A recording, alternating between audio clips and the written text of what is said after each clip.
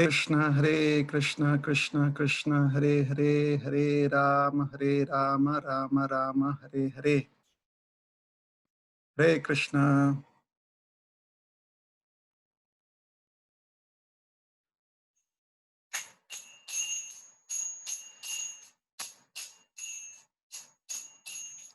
Jaya Radha Madhava Kunja Bihari. Jaya Radha Madhava Kunja Bihari. Jaya Gopi Jana Vallabha Girivardhari. Jaya Gopi Jana Vallabha Girivardhari. Yashodanandana Braja Janaranjana. Yashodanandana Braja Janaranjana.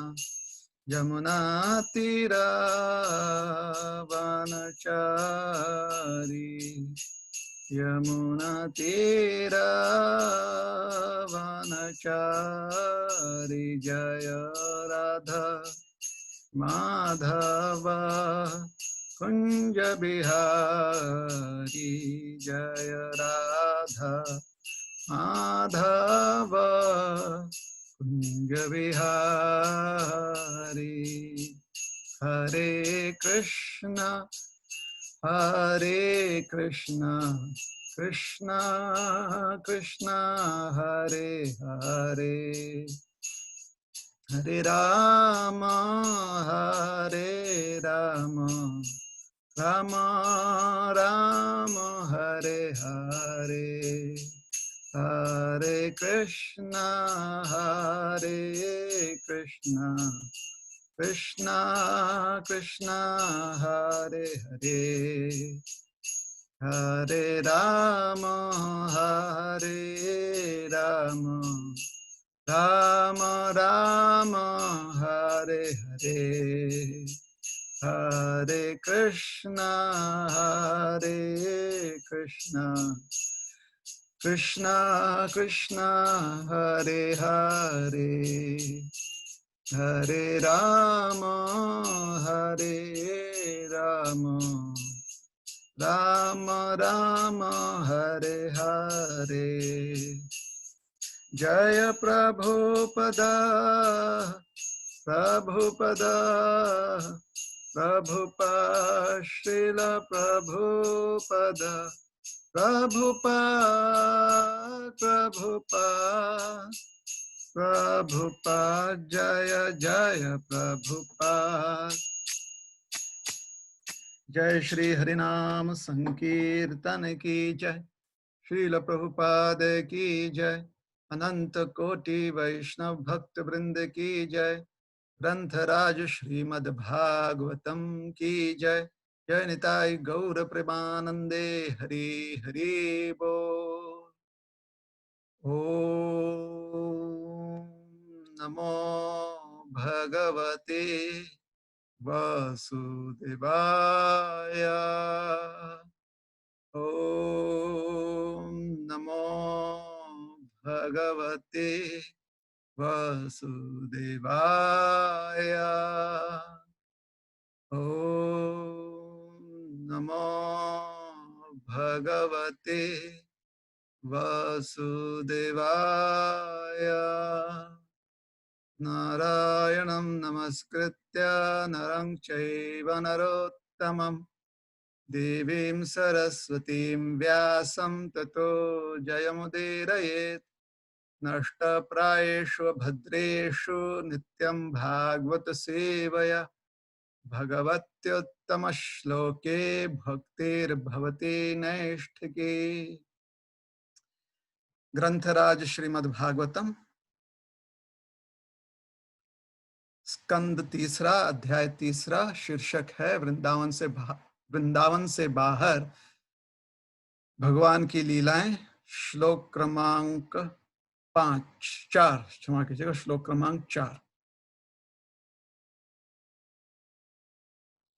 ककुर्मिनो विद्धनसो दमित्वा स्वयंवरे नाग्नजितिम् उवाह तद् भग्नमानाम् अपि गृध्यतो ज्ञान जघ्ने क्षतः शस्त्र भृतः स्वशस्त्रैः ककुर्मिनो विद्धनशो दमित्वा स्वयंवरे नाग्नजितिम् वाह तद्भग्नमानानपि गृध्यतो ज्ञान जघ्ने क्षतक्षस्त्रभृता स्वशस्त्रैः ककुर्मिनो विद्धनशो दमित्वा स्वयंवरे नाग्नजितेमुवाह तद्भग्नमानानपि गृध्यतो ज्ञान जघ्ने क्षतः शस्त्रभृतः स्वशस्त्रैः ककुर्मिनो विद्धनसो दमित्वा स्वयंवरे नाग्नजितेमुवाह तद्भग्नमानानपि गृध्यतो ज्ञान जघ्ने क्षतः शस्त्रभृतः स्वशस्त्रैः।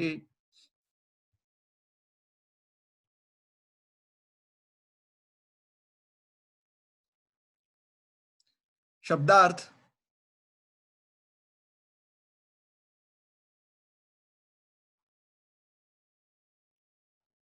ककुड्मिनः बैल जिनकी नाकें छिदी हुई नहीं थी,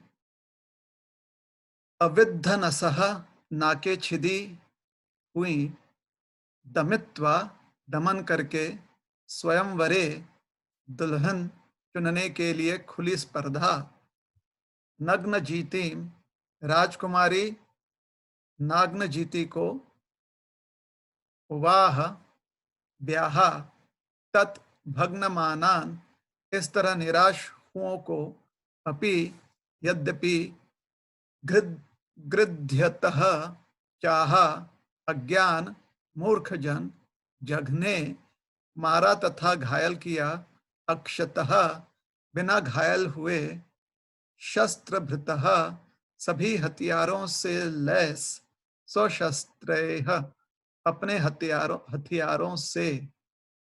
अनुवाद, बिना नथ वाले 7 बैलों का दमन करके भगवान ने स्वयंवर की खुली स्पर्धा में राजकुमारी नाग्नजिति का हाथ प्राप्त किया। यद्यपि भगवान विजयी हुए, किंतु उनके प्रत्याशियों ने राजकुमारी का हाथ चाहा, अतः युद्ध हुआ।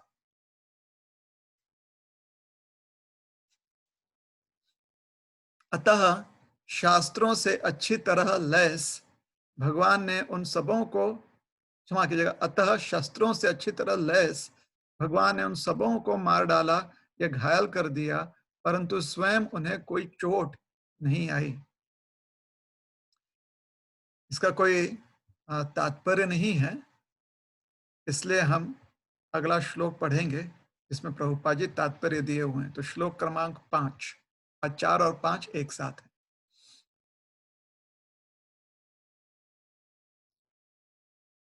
प्रियं प्रभुर्ग्राम्य इव प्रियाया विधित्सुरार्च्छद्युतरं यदर्थे वज्र्याद्रवत्तं सगणोरुषान्धा क्रीडा मृगो नूनमयं वधूनाम्। प्रियं प्रभुर्ग्राम्य इव प्रियाया विधित्सुरार्च्छद्युतरं यदर्थे वज्र्याद्रवत्तं सगणोरुषान्धा क्रीडा मृगो नूनमयं वधूनाम्। प्रियं प्रभोर्ग्राम्य इव प्रियाया विधित्सुरार्च्छद्युतिरं यदर्थे वज्र्याद्रवत्तं सगणोरुषान्धा क्रीडा मृगो नूनमयं वधूना। अनुवाद: अपनी प्रिय पत्नी को प्रसन्न करने के लिए भगवान स्वर्ग से पारिजात वृक्ष ले आए, जिस तरह की एक सामान्य पति करता है। किंतु स्वर्ग के राजा इंद्र ने अपनी पत्नियों के उकसाने पर, क्योंकि वह स्त्रीवश थे, लड़ने के लिए दलबल सहित भगवान का पीछा किया।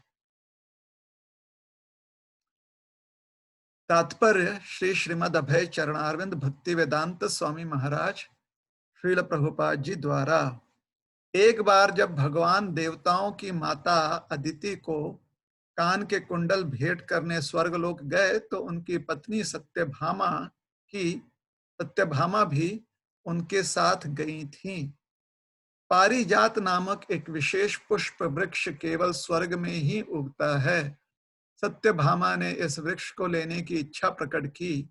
भगवान अपनी पत्नी को प्रसन्न करने के लिए सामान्य पति की तरह वह वृक्ष अपने साथ ले आए। इससे वज्री अर्थात वज्र का नियंता इंद्र कुपित हो उठा। इंद्र की पत्नियों ने उसे युद्ध करने के लिए भगवान का पीछा करने को उकसाया। क्योंकि इंद्र स्त्री वश्य पति था और मूर्ख भी था, अतः वह उनके कहने में आ गया और उसने कृष्ण से युद्ध करने का दुस्साहस किया। वह इस अवसर पर मूर्ख बना, क्योंकि वह भूल गया कि प्रत्येक वस्तु भगवान की है। यद्यपि भगवान स्वर्गलोक से वृक्ष ले आए थे, किंतु इसमें उनका कोई दोष नहीं था। फिर भी शची जैसी सुंदर पत्नियों का वशीभूत इंद्र स्त्री वश होने से मूर्ख बना, जिस तरह स्त्री के वश में रहने वाले सामान्य व्यक्ति मूर्ख होते हैं। इंद्र ने सोचा कि कृष्ण स्त्री वश्यपति हैं, जिसने अपनी पत्नी सत्यभामा की इच्छा मात्र से स्वर्ग की संपत्ति का हरण किया है, अतः उसने कृष्ण को दंड देने की सोची। वह यह भूल गया कि भगवान प्रत्येक वस्तु के स्वामी हैं और वे स्त्री वश्य नहीं हो सकते। भगवान पूर्णतया स्वतंत्र हैं और इच्छा मात्र से वे सत्यभामा जैसी हजारों पत्नियां पा सकते हैं। अतः वे सत्यभामा पर इसलिए अनुरक्त नहीं थे कि वह सुंदर पत्नी थी, अपितु वे उसकी भक्ति से प्रसन्न थे। अतः वे अपने भक्त की शुद्ध भक्ति का प्रतिदान देना चाह रहे थे।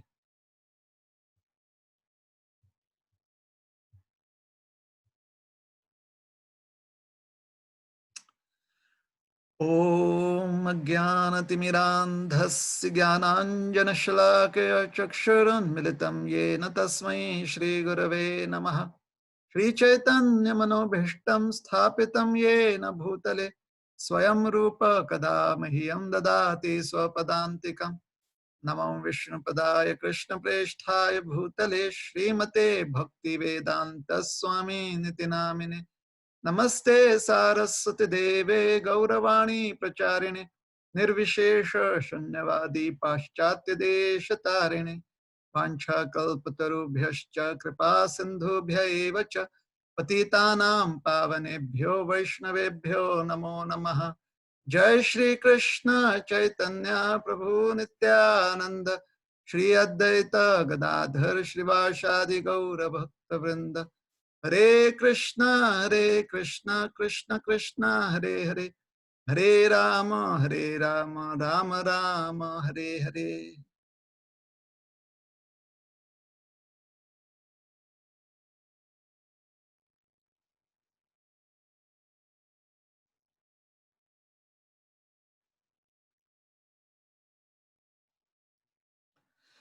हरे कृष्ण।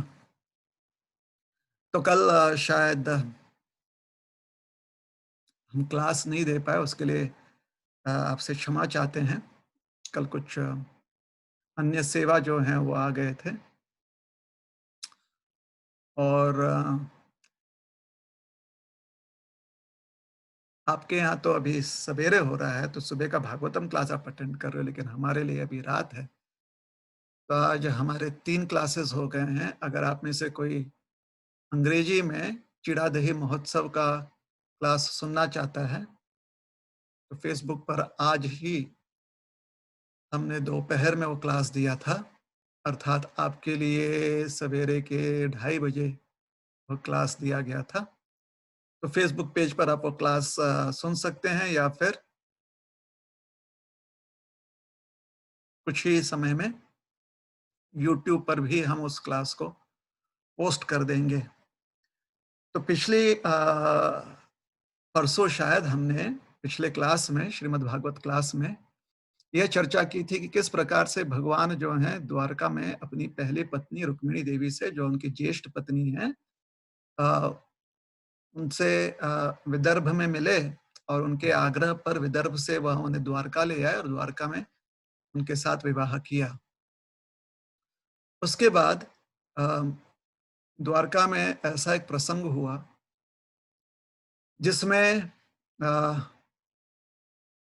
सूर्यदेव के जो एक उपासक थे, सूर्यदेव की कृपा से उन्हें एक मणि प्राप्त थी, और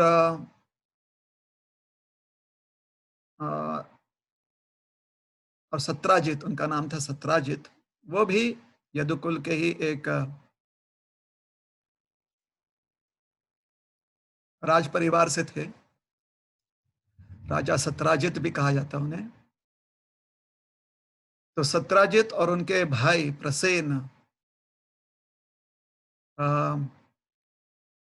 इनके संदर्भ में अ, द्वारका में एक घटना घटी, जिसकी वजह से भगवान पर शक किया गया कि कहीं भगवान ने वह मणि जो है वह सत्राजित से चुरा तो नहीं ली है, या प्रसेन से चुरा तो नहीं ली है। हुआ ये कि सत्राजित ने वह मणि, श्यामंतक मणि जो है, वो अपने भाई प्रसेन को दिया था पहनने के लिए, और सत्राजित को उस मणि के अ, वरदान, मणि वरदान के रूप में जब सूर्यदेव ने दिया था, तो वरदान यह प्राप्त थी कि जो भी वह मणि धारण करेगा, उस क्षेत्र में किसी प्रकार की महामारी नहीं होगी, या किसी प्रकार के अन्न की कमी नहीं होगी। तो धन धान्य से वो क्षेत्र जो है परिपूर्ण होगा। तो सत्राजित के प्रभाव से ये सब दिखाई पड़ रहा था, उस श्यामंतक मणि के प्रभाव से। और साथ ही साथ जहां पर कृष्ण भगवान है, वहां पर तो सब कुछ खुशहाल ही होता है। तो प्रसेन जो है वो थोड़ा सा अहंकारी व्यक्ति था, सत्राजित थोड़ा सा थोड़े से प्रतिष्ठा आसक्त थे। इस कारण से दोनों भाई जो हैं, अपने पास श्यामंतक मणि होने के कारण द्वारका के जो नागरिक हैं, उनके समक्ष अपने आप को कृष्ण से श्रेष्ठ बता रहे थे। तो भगवान कृष्ण जो हैं, उन्होंने कुछ नहीं कहा, क्योंकि भगवान किसी के कहने या नहीं कहने से थोड़ी अपनी प्रतिक्रिया देते हैं। तो भगवान शांत थे, निश्चिंत थे। द्वारका में ऐसी बात फैल रही थी, और जानबूझकर सत्राजित फैला रहे थे, प्रसेन फैला रहे थे इस बात को। एक दिन प्रसेन जो है वह श्यामंतक मणि पहनकर जंगल में चले गए, वापस लौटे ही नहीं। तो कई दिनों तक नहीं लौटे, तो सत्राजित ने यह अफवाह फैला दी कि हमारे भाई को मारकर श्यामंतक मणि कृष्ण ने ले लिया है। तो अब कृष्ण को जो है, भगवान कृष्ण ने सोचा कि सत्राजित जो है बहुत गलत गलत बातें फैला रहे हैं। तो सत्राजित से कुछ कहने के बजाय भगवान ने यह किया कि वो प्रसेन को ढूंढने निकले। प्रसेन को ढूंढने निकले तो प्रसेन का शव मिला उन्हें, जो एक सिंह ने जो है उन्हें आक्रमण करके मार दिया था, और उनके शव को थोड़ा बहुत खा लिया था सिंह ने।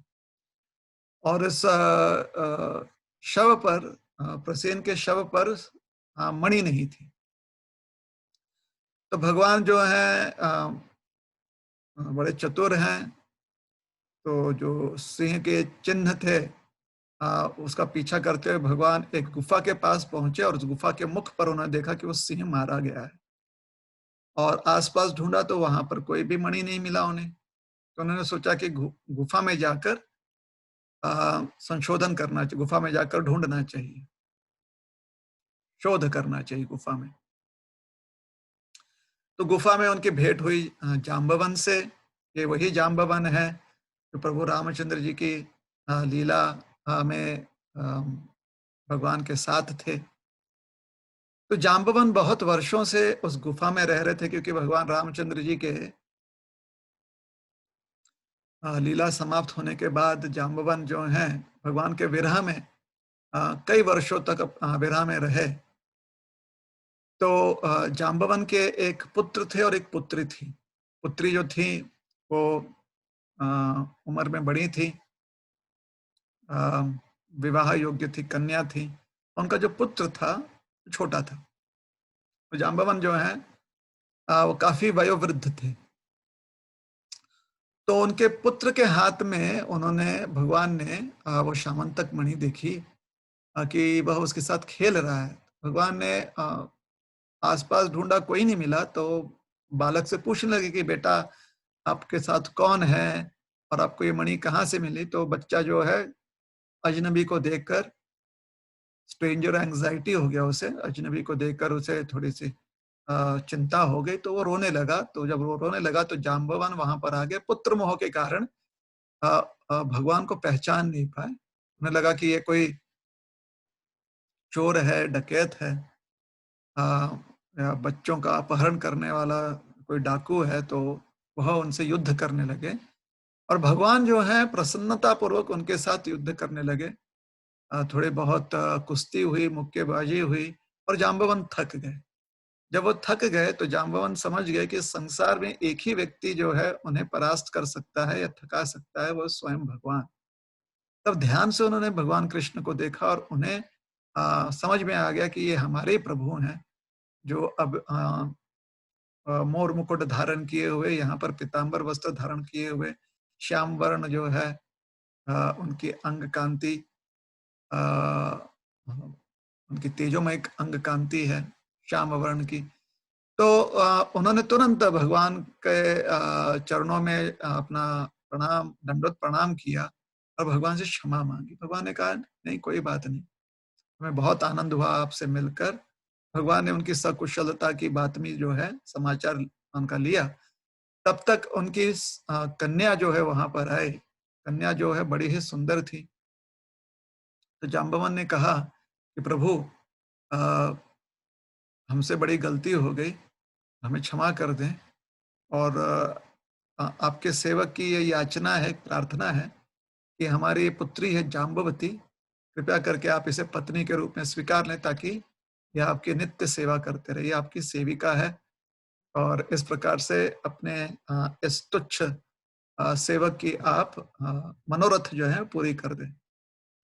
तो भगवान ने जाम्बवन की बात मान ली। जाम्बवती को भगवान गुफा से ले आए, साथ ही साथ श्यामंतक मणि भी ले आए और श्यामंतक मणि जाकर शत्राजित को लौटा दिया। शत्राजित को प्रसेन के शव के बारे में बताया, सिंह के बारे में बताया, सारा प्रसंग सुनाया। तो शत्राजित जो है बड़े ही शर्मिंदित हुए और द्वारका में भी सारे लोग जो हैं शत्राजित को बहुत अपशब्द कहने लगे।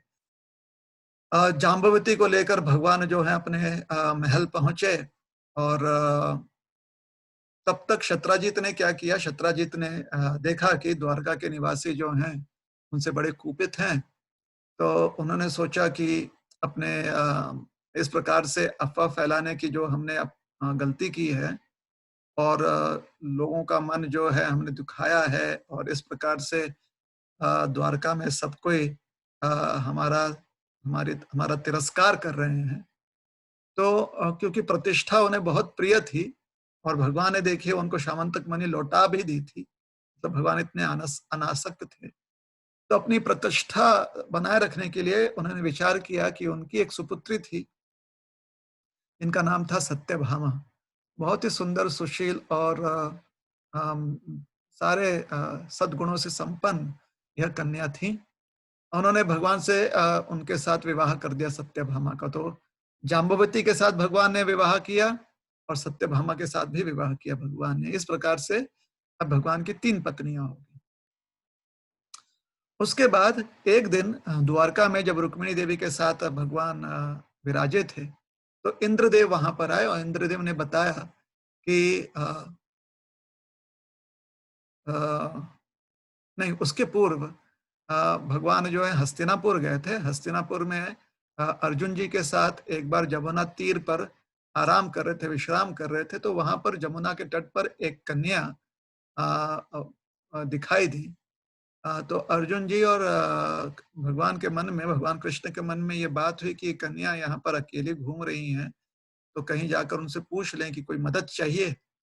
तो उन्होंने अर्जुन जी को भेजा कि अर्जुन तुम जाकर पूछ कर आओ कि कौन है, और कुछ उन्हें अगर सहायता चाहिए तो उन्हें सहायता देने के लिए हम तैयार हैं।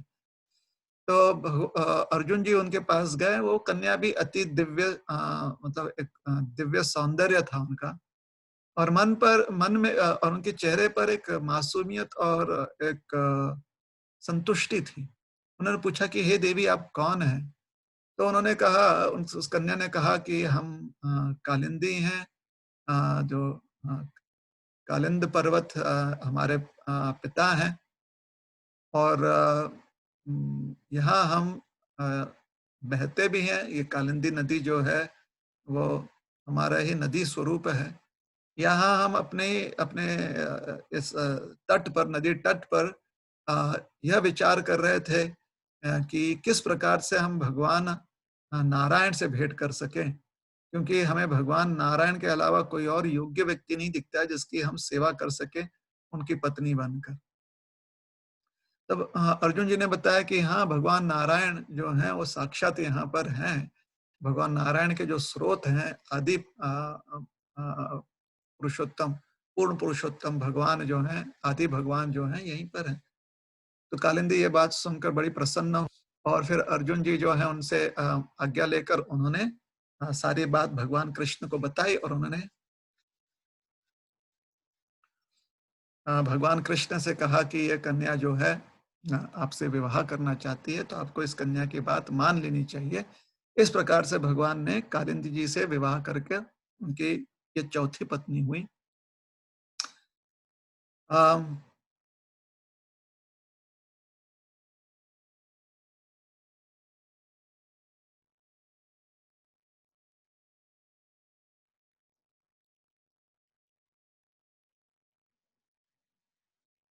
उसके बाद दुर्योधन के से दुर्योधन को मानने वाले और दुर्योधन के बहुत निकट संबंध रखने वाले दो राजकुमार थे अवंती देश के, और वह उस अवंती देश के राजा भी बने। उनका नाम था विंद और अनुविंद। उनकी एक बहन थी मित्राविंद। तो मित्राविंद जो है वो भगवान कृष्ण से विवाह करना चाहती थी, लेकिन विंद और अनुविंद दुर्योधन जी के से उनके संबंध के कारण, क्योंकि दुर्योधन पांडवों को नहीं चाहते थे और भगवान कृष्ण पांडवों के संबंधी थे, इसलिए विंद और अनुविंद को लगा कि हमारी बहन का विवाह अगर कृष्ण से हो जाएगा तो दुर्योधन अप्रसन्न होंगे। इसलिए उन्होंने मित्राविंद से कहा कि यह संभव नहीं है। लेकिन मित्रविंद ने फिर भगवान कृष्ण को संदेश पहुंचाया। भगवान कृष्ण जो है वहां पर आए अवंती में, और मित्रविंद को अपने साथ द्वारका ले गए और उनसे वहां पर विवाह किया। इस प्रकार से भगवान की 5 पत्नियां हो गई। उसके बाद कौशल प्रदेश के जो राजा थे, उनके मन में उनकी एक बहुत सुंदर कन्या थी। कौशल प्रदेश के राजा का नाम था नग्नाजीत, और उनकी बेटी का नाम था नाग्नजीति।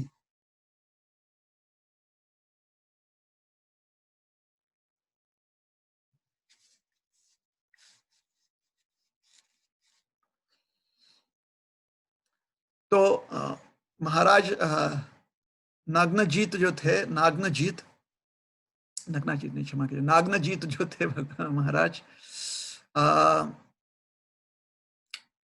वो चाहते थे कि भगवान कृष्ण जो हैं वही उनके सुपुत्री का हाथ थामे। लेकिन आसपास के जितने और राजा थे जो थोड़े से पराक्रमी थे, शक्तिशाली थे, अ, वह भगवान कृष्ण से थोड़े से विरुद्ध थे, द्वेष करते थे। तो कौशल नरेश को यह चिंता थी कि कहीं उन्होंने भगवान कृष्ण के साथ संबंध जोड़ा तो आसपास के राज्य वाले जो हैं अपने द्वेष के कारण, अपने विरोध के कारण उन्हें और उनके नागरिकों को तकलीफ दे सकते हैं। इसलिए उन्होंने एक युक्ति की। उनके नगर में, उनके राजधानी में 7 ऐसे बड़े ही अ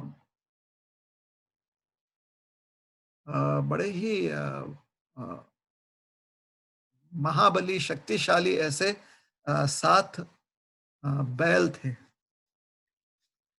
या कहिए सांड थे। और बड़े मनमौजी किस्म के बैल थे। उन्हें अ, कोई भी उनको जो है परास्त नहीं कर पाता, या कोई भी जो है उनको पकड़कर उनको नियंत्रित नहीं कर पाता।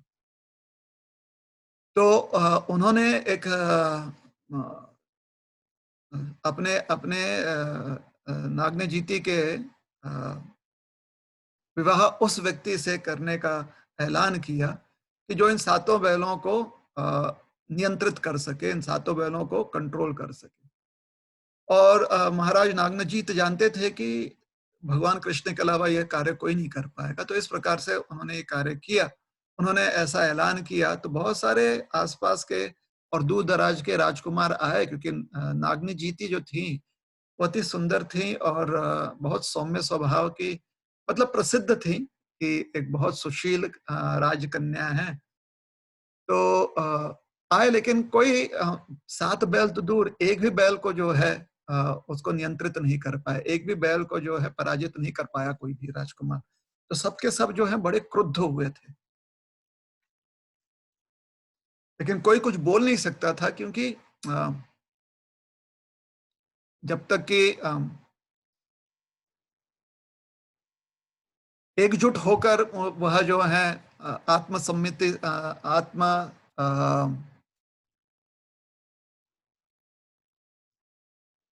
सम्मति से यह निर्णय नहीं कर लें कि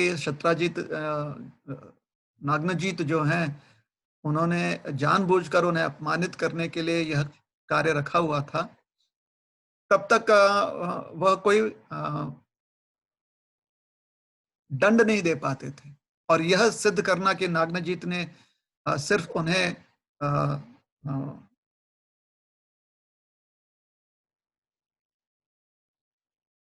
विफल करने के लिए यह कार्य रखा हुआ था, अ, यह इस बात में कोई तथ्य नहीं थी, इसलिए वो कुछ नहीं कर पाए।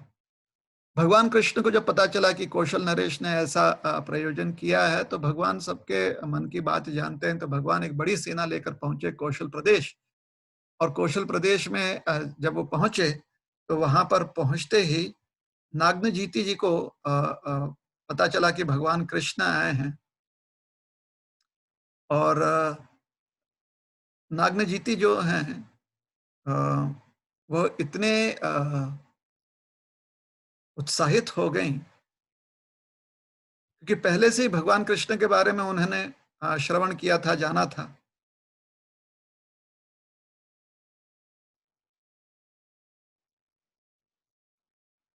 लेकिन अब जब भगवान स्वयं जो हैं उनके राज्य पहुंचे हैं, तो उनके मन में एक तीव्र इच्छा जागृत हुई।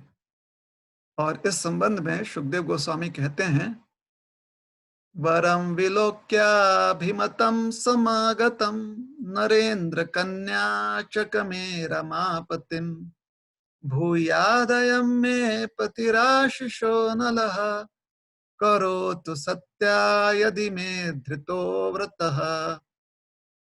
अ, जब नागनी जीती जो अ, नरेंद्र अर्थात महाराज नागनजीत के पुत्री थी, उन्होंने देखा कि उनका उचित वर जो है वह उनके नगरी में, उनके राज्य में और उनके महल में आए हैं।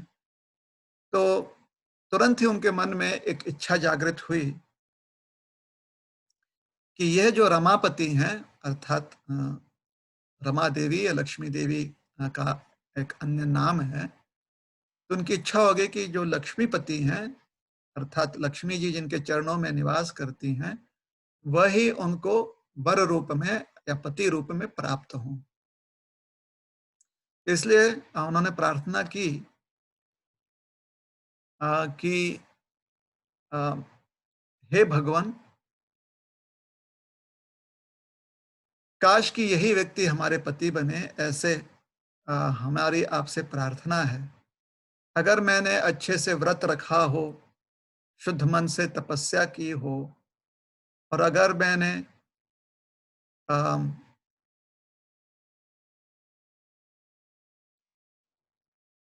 निर्मल स्वभाव से जो भी अनुष्ठान है, जितने भी अ,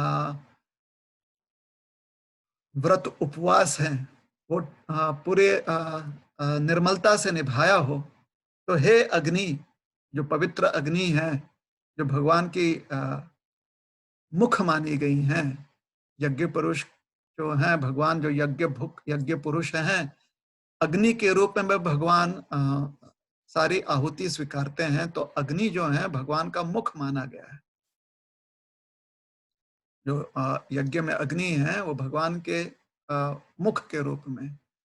तो उन्होंने कहा कि वह जो अग्नि है, अ, अगर मतलब अर्थात यज्ञ में जो अग्नि प्रकट होते हैं, साक्षात भगवान ही हैं।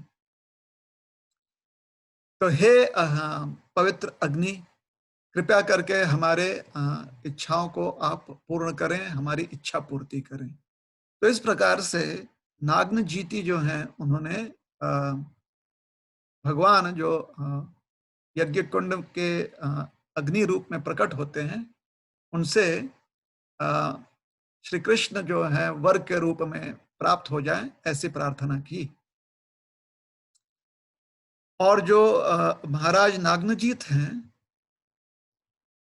भगवान को अपने राज्य में और अपने महल में देखकर वो इतने कृतज्ञ हो गए और इतने तृप्त हो गए कि बहुत सुंदर वचनों से उन्होंने भगवान की स्तुति की और उनका स्वागत किया, भगवान का आवभगत किया।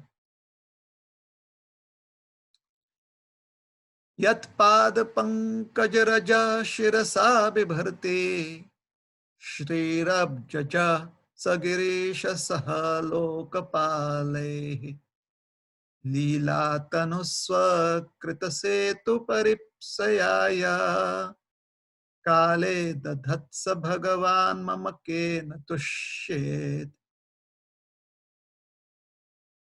महाराज नागनजीत कहते हैं कि साक्षात श्री लक्ष्मी देवी, ब्रह्मा जी और महादेव जी और जितने भी अन्य लोक हैं, जो देवलोक और आदि लोक हैं, इन सारे लोकों के, इन सारे ग्रहों के जो जो राजा हैं, जो जो अधिष्ठाता व्यक्ति हैं, ये सब जो हैं भगवान के चरण रज को अपने माथे पर रखकर अपने आप को भाग्यवान मनाते हैं।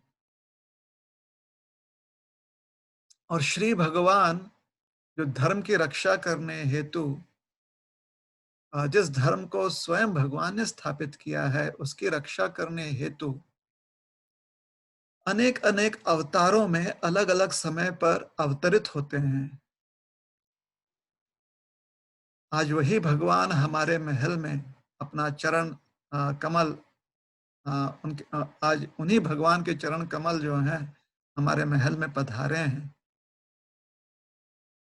किस प्रकार से, कैसे कैसे, केन केन केन तुष्येत, मैं क्या करूं क्या नहीं, ताकि श्री भगवान को प्रसन्न कर सकूं और भगवान हमसे प्रसन्न हो जाएं।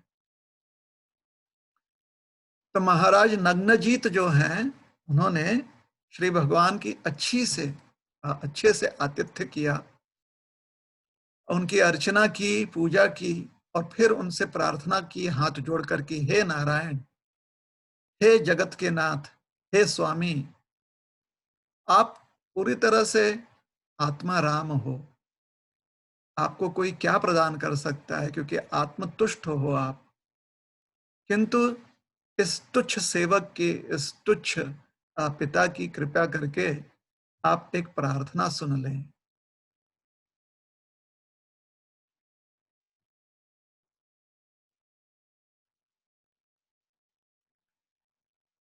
आप प्रसन्न हो, यही हमारी अभिलाषा है। तो कृपया करके हमें बताएं, हमें आज्ञा दें कि कैसे कैसे हम आपको प्रसन्न कर सकते हैं। श्री भगवान ने आसन ग्रहण किया और बहुत ही प्रेम से महाराज नग्नजीत को अ, अपनी दृष्टि डालते हुए गहरी आवाज में कहा कि हे नरेंद्र, आप अत्यंत श्रेष्ठ हो, आपके राज्य में हर कोई जो है संतुष्ट है। साथ ही साथ हम भी द्वारका के राज परिवार से हैं। कहा जाता है कि राज परिवार के लोग अगर किसी के सामने, किसी अन्य व्यक्ति के सामने हाथ फैलाते हैं भिक्षा मांगने के लिए, तो फिर वह अनुचित है, ऐसे विद्वान लोग कहते हैं। फिर भी हम यहाँ पर आए हैं एक भिक्षुक के रूप में, आपसे अपने कन्या का हाथ विवाह आपकी कन्या का हाथ विवाह संबंध में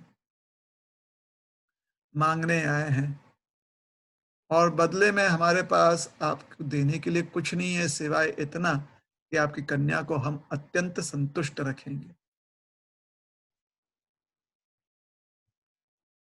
अर्थात आपकी धनलक्ष्मी जो है वह मांगने हम आए हैं, और उसकी तुलना में हमारे पास कुछ नहीं है जो हम आपको लौटा सके। महाराज नग्नजीत ने कहा कि प्रभु, आपसे उचित और योग्य और सुंदर वर हमारी कन्या के लिए और कोई भी नहीं हो सकता है। आप तो सारे दिव्य गुणों से संपन्न हो। आपके दिव्य शरीर पर साक्षात लक्ष्मी जी निवास करती हैं, और लक्ष्मी जी कभी भी आपका आपको त्याग कर जाती नहीं। इसलिए आपको लक्ष्मीवास भी या श्रीवास भी कहा जाता है, या श्रीनिवास भी कहा जाता है। किंतु हमारी बीत हमारी कन्या को उचित वर प्राप्त हो, इसके लिए हमने एक प्रतियोगिता रखी हुई है। आपसे प्रार्थना है कि उस प्रतियोगिता में आप सफल हो जाएं। और फिर उन्होंने बताया उन 7 बैलों के बारे में। भगवान मुस्कुराए। उस समय नागनजीती जो हैं वो थोड़ी सी घबरा गई कि कहीं ऐसा ना हो कि ये बैल जो हैं ये परास्त कर दे भगवान को। हालांकि उनके मन में कोई संदेह नहीं था, उनके मन में कोई शंका नहीं थी, लेकिन फिर भी क्योंकि उनकी चिंता यह थी कि कहीं ऐसा ना हो कि हम भगवान के योग्य साबित ना हो, किसी कारण से, किसी दुर्भाग्य से अगर भगवान के योग्य हम साबित नहीं हुए, फिर भगवान हमें वर के रूप में, पति के रूप में प्राप्त नहीं होंगे। तो इस चिंता की वजह से उन्हें या इस भय की वजह से, ये जो डर था उनके मन में कि कहीं वह कम योग्य ना साबित हो भगवान के लिए, अ, वह विचार करने लगी कि कहीं ऐसा तो नहीं है कि ये कार्य जो है उसमें सफल नहीं होंगे। तो अपने ही अ, अयोग्यता अ, का विचार करते हुए नागनजीती जो हैं थोड़ा सा सहम गई, लेकिन फिर भी मन में उनकी यही अभिलाषा थी और यही प्रार्थना कर रही थी कि कृपा करके प्लीज प्लीज प्लीज भगवान जो हैं, कृष्ण जो हैं, वो सफल हो जाए अपने कार्य में।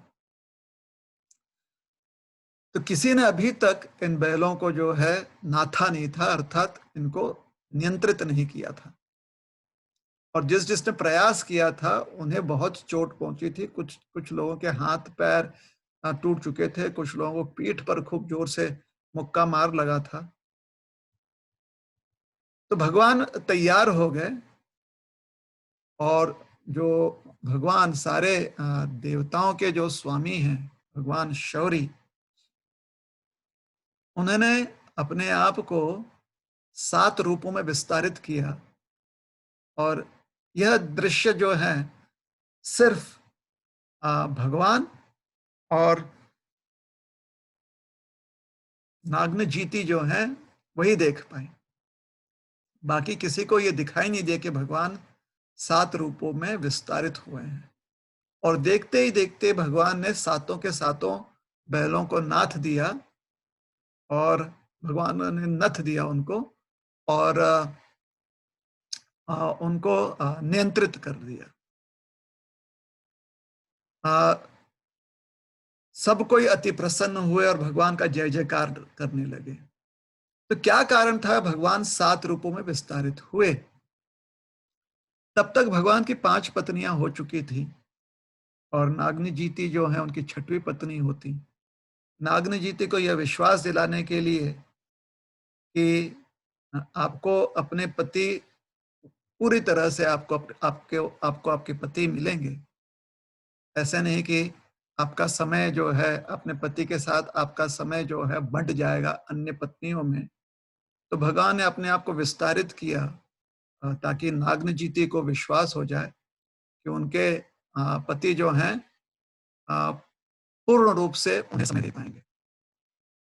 एक्सक्लूसिवली उनके ही पति हैं और अन्य पत्नियों के लिए भी अलग-अलग स्वरूप है। उनके लिए स्वरूप एक स्वरूप जो है वह एक्सक्लूसिवली उनके पति हैं।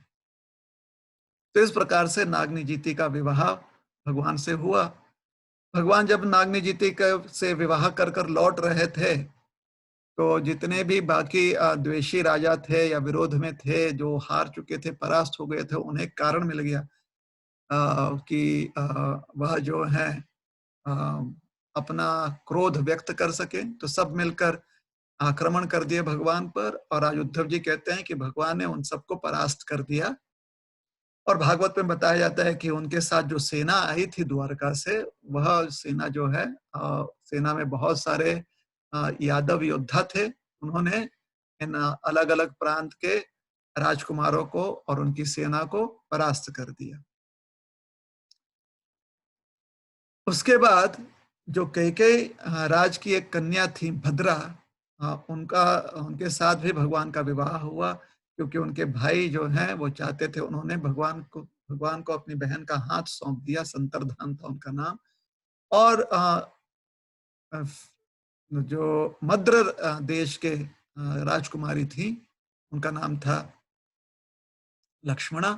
तो वह भी भगवान से विवाह करना चाहती थी तो भगवान ने जाकर उनके स्वयंवर में उनको जीत लिया और इस प्रकार से भगवान की अष्टपत्नियां हो गई। फिर एक दिन इंद्रदेव जो हैं वह द्वारिका आए और जब द्वारिका द्वारिका आए तो उस समय भगवान सत्यभामा देवी के साथ थे। शुरुआत में हमने कहा था रुक्मिणी देवी, तो ऐसा नहीं है, सत्यभामा जी के साथ थे। उनके महल में मिलने आए इंद्रदेव और इंद्रदेव ने भगवान को ये बात बताई कि नरकासुर जो प्राग ज्योतिषपुर का राजा था वो इतना घमंडी हो गया था और इतना वह संताप दे रहा था सभी लोगों को और उसका इतना जो है हम्म,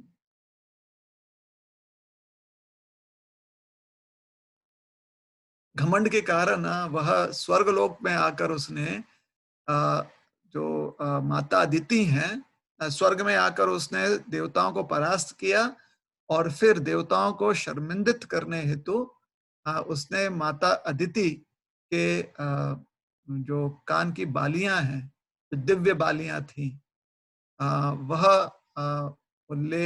उसे ले लिया। साथ ही साथ महाराज इंद्र को वरुण देव ने एक छतरी दी थी जिस छतरी के नीचे जब भी इंद्रदेव बैठते थे तो उन्हें शीतल हवा पहुंचती थी और उन्हें कोई किसी प्रकार का रोग नहीं छूता था, किसी प्रकार का थकान नहीं छू पाता था। तो उस छतरी को भी वरुण देव द्वारा दिया गया छतरी भी जो है नरकासुर ले आया मात्र इंद्रदेव को अपमानित करने हेतु। और जो मंदार पर्वत की एक चोटी है जहां पर देवता जो हैं क्रीड़ा करते हैं मणि पर्वत नाम है उसका। उस मणि पर्वत को भी ले आया वह प्रागज्योतिषपुर। तो इंद्र ने प्रयास किया कि ये सारी चीजें वापस लाएं, लेकिन इंद्र प्रयास हो गए थे। तो भगवान से आकर उन्होंने प्रार्थना की कि यह जो उसका घमंड है और यह जो उसने निषिद्ध कार्य किया हुआ है, उसके लिए भगवान उसे दंडित करें, और या तो फिर उनसे समझा बुझा कर जो स्वर्गलोक की संपत्ति है वो वापस लौटा दे। तो भगवान ने उनकी बात मान ली, और वह प्राग ज्योतिषपुर के लिए निकले भगवान गरुड़ पर आसन होकर, और साथ ही साथ उन्होंने सत्यभामा जी को अपने साथ ले लिया। तो सत्यभामा जी उनके साथ गई प्राग ज्योतिषपुर, और फिर वहां पर भीषण युद्ध हुआ। मूरा नाम का एक राक्षस और उसके बहुत सारे बेटे थे या भाई थे, और अलग अलग प्रकार से बहुत ही विषैले तत्वों का प्रयोग कर कर प्राग ज्योतिषपुर राज्य का संरक्षण किया गया था। लेकिन वो सब जो है भेद कर भगवान जितने भी सैनिक थे जो अ, राजमहल को या नगर को सुरक्षा प्रदान कर रहे थे, उन सारे सैनिकों को भगवान ने परास्त कर दिया, और काफी उसमें से मारे भी गए थे। तो उस समय नरकासुर जो प्राग ज्योतिषपुर का राजा था, अ, उसने देखा कि और कोई शूर योद्धा बचा नहीं है, सब जो है भगवान के हाथों मारे गए हैं। तो अत्यंत क्रोध में वह आ गया। क्रोध में आकर वह अपने नगर से बाहर निकला, और वो युद्ध करने लगा भगवान के साथ। तो युद्ध में उसके सारे अस्त्र जो हैं भगवान ने नष्ट कर दिए। तो अत्यंत क्रुद्ध होकर उसने अपना त्रिशूल उठाया, जो उसे बहुत तपस्या के बाद प्राप्त हुई थी ये त्रिशूल। तो जब उसने त्रिशूल उठाया तो उस समय सत्यभामा जी वो चिंतित होकर भगवान से उन्होंने तुरंत प्रार्थना की कि हे प्रभु, आप जो हैं इसको नष्ट कर दें, इस असुर को। तो भगवान ने तुरंत संबोधित किया अपने सुदर्शन चक्र को, और चक्र ने जाकर नरकासुर का गला काट दिया। उसके बाद नरकासुर की माता जो है धरती देवी या धरित्री देवी, जो भूमि देवी हैं, नरकासुर की माँ है, वह आई और आदित्य जी के बालियां ले आई। भगवान के लिए एक वैजयंती माला लाया उन्होंने, और मंदार जो मणि पर्वत है वह लाया, और वरुण देव का जो छत्र है वह लेकर आकर वो सब कुछ भगवान को दे दिया, और भगवान की स्तुति करने लगी। स्तुति कहते हुए करते हुए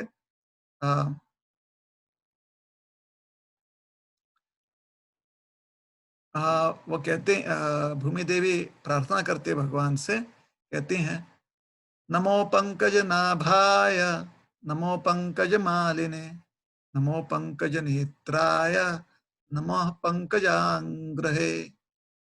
तो ऐसी ही प्रार्थना कुंती देवी ने भी भगवान से की थी। यही धरती माँ भी, धरती देवी भी जो है, भूमि देवी भी जो है, वही भगवान से प्रार्थना कर रही हैं कि हे प्रभु, आप जिनके नेत्र कमल के समान सुंदर हैं, जिनके हस्त जो हैं कमल के समान शोभायमान हैं, और जिनकी नाभि जो है वह कमल पुष्प का स्रोत है, जो ब्रह्मांड कमल उसका स्रोत है, और जो आपके चरण कमल हैं वह भक्तों को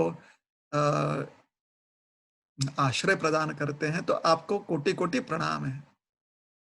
और फिर उन्होंने प्रार्थना की कि प्रभु, नरकासुर तो मर गया है, और उसका पुत्र जो है वह थोड़ा घबराया हुआ है, तो उसे आप निश्चिंत कर दें, आशीर्वाद दें। तो भगवान ने उसे आशीर्वाद दिया, और और सभी के साथ भगवान राजमहल में पहुंचे, और वहां पर उन्होंने नरकासुर के पुत्र को उसका राज्याभिषेक करके उसे सिंहासन पर बिठा दिया।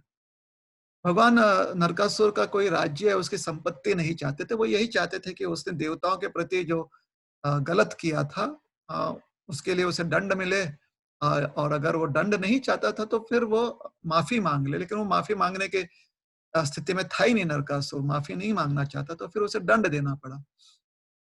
तो भगवान ने उनके पुत्र को पूरी सांत्वना दी और कहा कि तुम्हें घबराने की जरूरत नहीं है, हम तुम्हारे पिता के ना तो शत्रु थे ना तुम्हारे शत्रु हैं, हम तो तुम्हारे हितैषी हैं। तुम अच्छे से राज्य करो, अपनी प्रजा का ध्यान दो। और फिर राजमहल में अंदर में उन्होंने देखा कि 16,100 अलग कन्याएं, जो कुछ जो है देव योनि की कन्याएं थी, देवलोक की कन्याएं थी, कुछ जो है नागलोक की कन्याएं थी, कुछ जो है गांधर्वी थी, कुछ जो है मायावी जगत की कन्याएं थी, मतलब जो माया सिद्धि जिनके पास है, ऐसे कन्याएं थी। तो 16,100 ऐसे अलग अलग कन्या, कुछ जो है ब्राह्मण कन्याएं थी। तो ये सारी कन्याएं जो हैं उनको उनको नरकासुर ने जबरदस्ती से कैद कर लिया था, कैद करके रखा था और आगे चलकर उनसे विवाह करने वाला था। लेकिन इन कन्याओं को नरकासुर से विवाह नहीं करना था, क्योंकि उन्हें नरकासुर का स्वभाव पसंद नहीं था। तो भगवान ने इन सारे कन्याओं को मुक्त किया। तो कन्याएं जो थी, जब उन्होंने भगवान का दर्शन किया तो सबके मन में यह अभिलाषा जागृत हुई कि उन्हें भगवान पति रूप में भगवान जो है उन्हें पति रूप में प्राप्त हो। और प्रत्येक कन्या को यही लग रहा था कि भगवान उन्हें उन्हें पत्नी रूप में स्वीकारें। तो उन्होंने भगवान से ये बात व्यक्त की। भगवान ने कहा कि भगवान ने उनकी इच्छा पूर्ण की और पालकी बनाकर 16,100 कन्याओं को उन्होंने द्वारका सकुशल पहुंचा दिया और फिर जाकर बाद में उन्हें द्वारका में जाकर उनसे विवाह भी किया। इस प्रकार से भगवान की 16,108 पत्नियां हो गई। आज जो है 2 श्लोकों में नाग्नजीति का वर्णन होता है, जो महाराज नग्नजीत की पुत्री हैं। तो उस कथा को तो थोड़ा विस्तार से हमने सुनाया और उससे उसमें हमने देखा कि किस प्रकार से नग्नजीति और उनके पिता जो हैं भगवान के प्रति कितना आदर रखते हैं और भगवान को पूरा सम्मान देते हैं।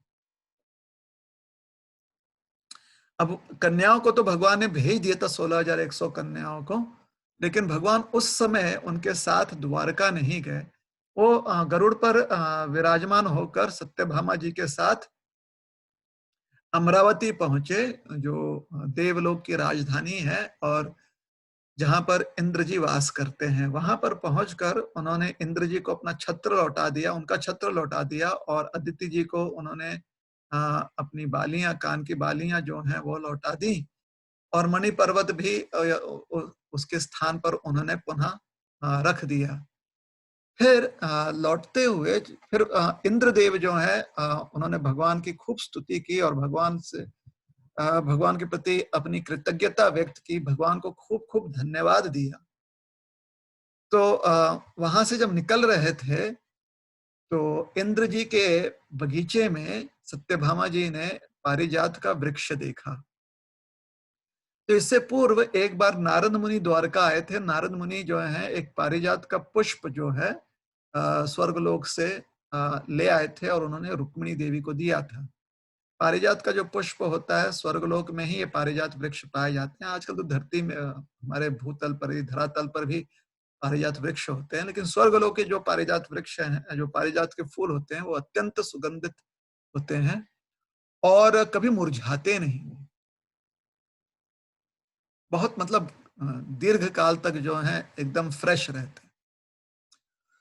तो सत्यभामा जी ने जब देखा कि रुक्मिणी जी को पारिजात फूल दिया है नारद मुनि के पास एक ही था, तो नारद मुनि ने वह जैसा कि योग्य था, उन्होंने ज्येष्ठ रानी को प्रदान किया। तो सत्यभामा जी के मन में भी अभिलाषा जागृत हुई कि उन्हें भी अगर पारिजात का फूल मिल जाए तो अच्छी बात है।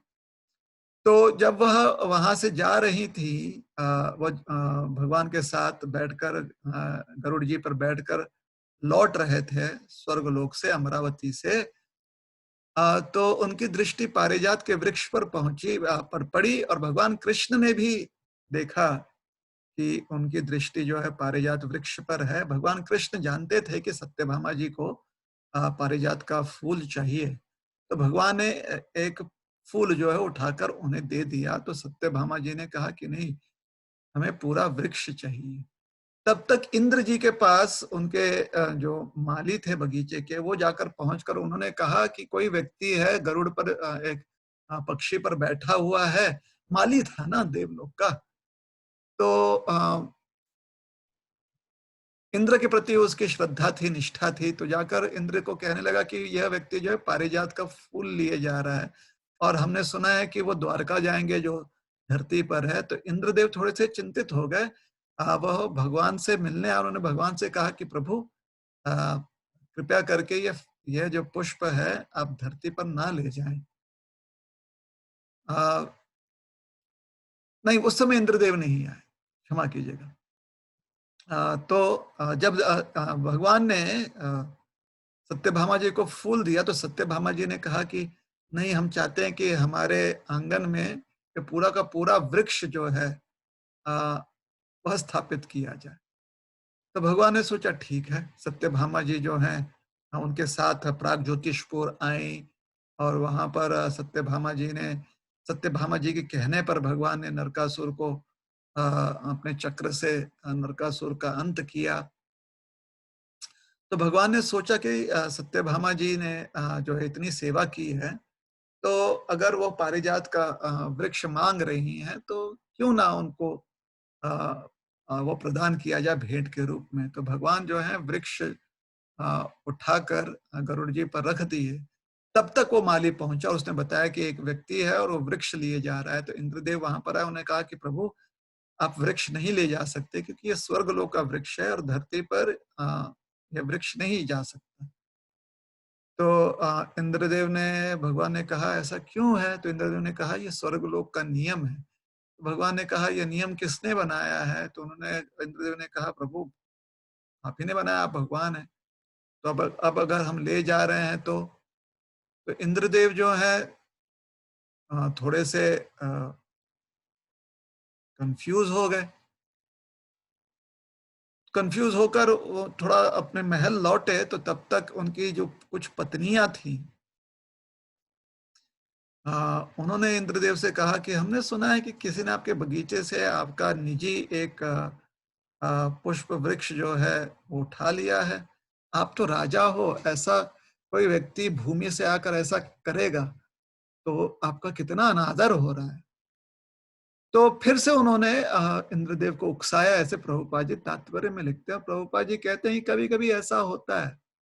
कभी कभी जब हम ऐसे लोगों की संगति में होते हैं जिनकी बुद्धि ज्यादा विकसित नहीं होती है, तो वह हमारा कान भर देते हैं, जिसकी वजह से हम कृष्ण भावना में या कृष्ण भक्ति में हम ध्यान नहीं लगा पाते। हम किसी किन्हीं और चीजों पर, किसी और विषयों पर ध्यान लगाते हैं, क्योंकि ऐसे अल्प बुद्धि युक्त जो लोग होते हैं वो हमारा कान भर देते हैं और हमारे मन में ये अलग अलग विषय जो हैं बैठा देते हैं। तो गलती उनकी भी है और साथ मतलब गलती हमारी है कि हम उनके उनके संगति में हैं। और यह भी गलती है कि हम जो उनकी बात सुनते हैं, है ना। तो संसार में ऐसा होता है। तो प्रभुपाद कहते हैं कि देखिए, इंद्रदेव जो है अपनी पत्नियों की बात इसलिए सुन रहे क्योंकि इंद्रदेव जो हैं अपने पत्नियों के साथ आसक्त थे और उनसे जो है वैवाहिक जीवन का सुख प्राप्त करना चाहते थे। इसलिए अपने पत्नियों के आदेश पालन करता हो गए वो, या स्त्रीवश शब्द का प्रयोग किया गया है। अंग्रेजी में कहते हैं हेन पेक्ट हस्बैंड। तो इंद्रदेव जो हैं वो इस प्रकार से व्यवहार कर रहे थे, लेकिन इंद्रदेव ने भगवान को अ, अ, भगवान को है जो है तिरस्कार भरे शब्दों में भगवान पर ये दोष लगाया कि आप पत्नी के वश में होकर आप ऐसा कार्य कर रहे हो जो आपको नहीं करना चाहिए। तो भगवान मुस्कुराने लगे और भगवान ने कहा तथास्तु, और भगवान वहां से चलने लगे। तो इंद्रदेव ने अपने उनके साथ जो सेना आई थी, टुकड़ी, जो क्योंकि राजा है ना तो साथ में सेना तो होगी, तो वो सेना जो है वह सेना भगवान पर आक्रमण बोल दी, क्योंकि इंद्रदेव ने उन्हें आदेश दिया था। भगवान ने उस सेना को तुरंत परास्त किया। इंद्रदेव जो हैं और शर्मिंदित हो गए। एक तो वृक्ष रोक नहीं पाए स्वर्गलोक से जो भगवान ले गए, और दूसरा भगवान ने उन्हें परास्त कर दिया अकेले। तो इंद्रदेव जो हैं वो थोड़े से उनकी बुद्धि ठिकाने लग गई, और वो प्रार्थना करने लगे भगवान से, क्षमा मांगने लगे। भगवान ने उन्हें क्षमा कर दिया। तो इस संदर्भ में सुखदेव गोस्वामी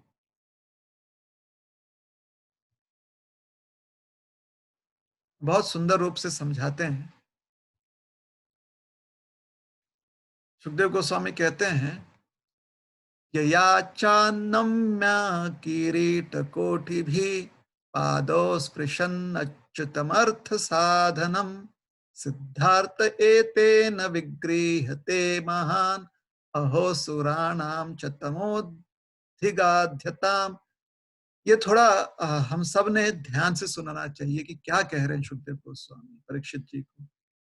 सुखदेव गोस्वामी कहते हैं कि इंद्रदेव आए थे भगवान के पास, और भगवान के चरणों में अपना मस्तिष्क रखकर, अपना सर झुकाकर भगवान से क्षमा मांगी थी, और उनसे आग्रह किया था, उनसे प्रार्थना की थी, उनसे याचना की थी कि नरकासुर को दंडित कर कर जो भी देवलोक से उसने संपत्ति चुराई थी या उठा कर ले गया था, वो वापस लौटा दे। वही इंद्र जी जो है अपने भावनाओं में बह जाने के कारण अब भगवान से युद्ध करने पर आ गए, सिर्फ एक पारिजात वृक्ष के लिए। अब इंद्र जी ने ऐसा किया, इंद्र जी ऐसा करते हैं, इसके बारे में चर्चा नहीं कर रहे हैं यहाँ पर। सुखदेव गोस्वामी कहते हैं कि धिक्कार है इस प्रकार के अज्ञान को, धिक्कार है जो देवों में भी, देवताओं में ही पाया जाता है। क्या लाभ है उनके इतने ऐश्वर्य का और उनके जो है भगवत भावना का, अगर अज्ञानवश भगवान के साथ वह भगवान की जो इच्छा है उसके विरुद्ध होकर हम भगवान से युद्ध करते हैं। जिन भगवान की शरणागति लेने गए थे इंद्रदेव, जब उनका जो मनोगत है वो पूर्ण हो गया, तो फिर भावनाओं में बह जाने के कारण उन्होंने भगवान का ही विरोध किया। यह अज्ञान तो देवलोक में भी पाया जाता है। तो धिक्कार है देवलोक के ऐश्वर्य का। अर्थात हमें देवलोक के जो ऐश्वर्य है, वहां की लंबी आयु, वहां पर जो इंद्रियां इतना समर्थ होते हुए इतना भोग करते हैं और आनंद प्राप्त करते हैं, वहां का जो अमृत है, इन सारी चीजों से हमें विमोहित नहीं होना चाहिए, क्योंकि देवलोक में अगर इतनी सुविधाएं उपलब्ध हैं, साथ ही साथ वहां पर कभी-कभी अज्ञान भी देवताओं के मन में छा जाता है, और अज्ञानवश देवता जो हैं भगवान के विरुद्ध हो जाते हैं। तो इसलिए धिक्कार है संसार के किसी भी ऐश्वर्य का जहां पर अ, अज्ञान के प्रति व्यक्ति जो है कमजोर पड़ जाता है अज्ञान के प्रति। तो अच्छा है कि हम इस संसार में कहीं आश्रय ना ढूंढे, हम जो हैं भगवान का जो नित्य धाम है गोलोक वृंदावन, वहां पर हम आश्रय स्थान ढूंढे। तो बहुत सुंदर बात सुखदेव गोस्वामी समझा रहे हैं। तो भगवान उसके बाद फिर पारिजात लेकर पहुंच गए धरती पर, द्वारका नगरी पहुंचे, और द्वारका नगरी पहुंचकर सत्यभामा जी ने वो पूरा वृक्ष जो है पारिजात का, वह अपने आंगन में लगा दिया। इस प्रकार से भगवान ने ये जो कथा है, इससे इसको संक्षिप्त रूप में कहकर उद्धव जी जो है यह सिद्ध कर रहे हैं कि भगवान की 16,108 रानियां जो हैं, कैसे प्राप्त हुई। तो हमें काफ़ी कुछ सीखने को मिला। विशेष करके जो बात सीखने को मिली वो यह है कि श्री भगवान के ऐश्वर्य को जानते हुए हमें प्रार्थना करनी चाहिए कि अ, स कितना भी संसार में विरोध क्यों ना हो, भगवान के साथ हमारा संबंध घनिष्ठ हो जाए और भगवान का हम आश्रय ले पाएँ। जैसे नाग्नजीती जी ने किया, और नग्नजीत जी ने भी भगवान की स्तुति की और भगवान से प्रार्थना की कि वह उनकी कन्या को अभय दान दे और उन्हें वरदान दे कि उनकी कन्या जो है भगवान के साथ विवाहित हो जाए।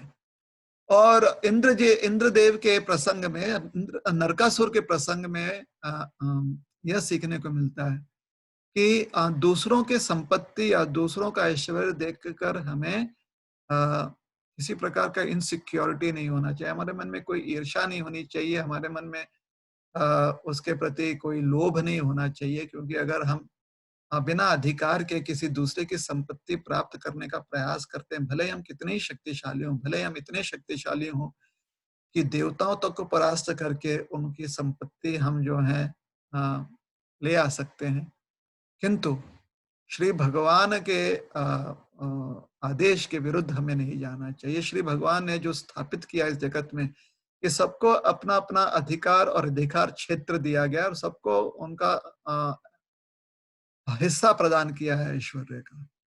तो जो आपका हिस्सा है, जो आपको प्राप्त है, उसमें आपको संतुष्ट रहना रहना चाहिए।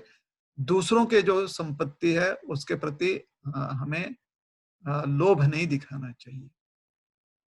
नरकासुर ने ऐसा किया और क्योंकि वह अपने इस गलती को स्वीकारने के लिए तैयार नहीं था, तो उसने भगवान पर ही आक्रमण किया और फिर नरकासुर को दंड मिला श्री भगवान से। उसी प्रकार से अगर हम जस्टिफाई करेंगे किसी प्रकार से, या हम अपने गलतियों को मानने के बजाय हम उसे सही सिद्ध करने का प्रयास करेंगे, तो फिर भगवान के जो नियम है संसार में, उसके उन नियमों के अनुसार हमें दंड जरूर मिलेगा। और सबसे बड़ा दंड यह होता है कि कृष्ण भक्ति करने के हमारे जो भी संधियां हैं, जो भी अवसर हैं, वह निकल जाए हमारे किसी गलती के कारण या लोभ के कारण। तो हमें ध्यान देना चाहिए कि हम गलतियां ना करें। हमें ध्यान देना चाहिए कि सबका अधिकार जानते हुए हम जो जिसकी संपत्ति है, वह संपत्ति से हम आसक्त ना हो, उस संपत्ति को प्राप्त करने का हम प्रयास ना करें। जो हमारे पास हमारे कर्मानुसार और भगवान के निर्देशन अनुसार जो हमारे पास संपत्ति प्राप्त है, उसी में हमें उसी का वर्धन करने में, या कष्ट करके, मेहनत करके, अपने कष्ट से, अपने मेहनत से जो और संपत्ति प्राप्त कर सकते हैं, तो फिर वो प्राप्त करने में कोई समस्या नहीं। और साथ ही साथ भगवान ने 16,100 जो कन्याएं थी, उन्हें सुरक्षा प्रदान हो और उनकी इच्छा पूरी हो कि भगवान उनके पति बने, इसलिए उन 16,100 कन्याओं को द्वारका भेजकर फिर द्वारका जब पहुंचे भगवान, तो उनके साथ उन्होंने विवाह किया। और इंद्रदेव के प्रसंग में, इंद्रदेव जो हैं, प्रभुपाद जी कहते हैं तात्पर्य में कि उनके कुछ पत्नियां ऐसी थीं जिन्होंने उनका कान भर दिया, उनके मन में शंका उत्पन्न कर दी। जिस भगवान के चरण स्पर्श करते हुए कुछ ही दिन पहले इंद्रदेव द्वारका ही गए थे और श्री भगवान से ही प्रार्थना की थी। द्वारकाधीश जो हमारे भगवान हैं, हमारे भगवान कृष्ण, उनसे ही प्रार्थना की थी और उनसे मदद मांगी थी। और जब भगवान ने उनकी इच्छा पूरी की, जैसा वो चाहते थे वैसा किया, तो एक पारिजात वृक्ष के कारण और कान उनके जो भरे गए, उनके मन में जो गलत विचार डाल दिए गए, उसकी वजह से उन्होंने श्री भगवान का विरोध किया। तो हमें भी यह ध्यान देना चाहिए कि हमारे मन में किसी प्रकार का दुर्विचार ना आए। ऐसा कुछ ना तो हम सुने, ना ही हम देखें, और ना ही हम ऐसे लोगों के बीच रहें जो ऐसा कुछ कहना चाहते हैं या हमें दिखाना चाहते हैं। जिस भी जो भी देखने से या सुनने से भगवान के प्रति हमारे मन में थोड़ा विरोध उत्पन्न हो जाए, वह हमारे लिए योग्य नहीं है। इसलिए उन चीज़ों को जड़ से उखाड़ देना चाहिए और उनमें रुचि नहीं रखनी चाहिए, उन्हें त्याग देना चाहिए। उन सारे विषय वस्तुओं को हमें त्याग देना चाहिए, जो श्रवण विषय होते हैं उनको हमें त्याग देना चाहिए। और किस चीज़ में मन लगाना चाहिए?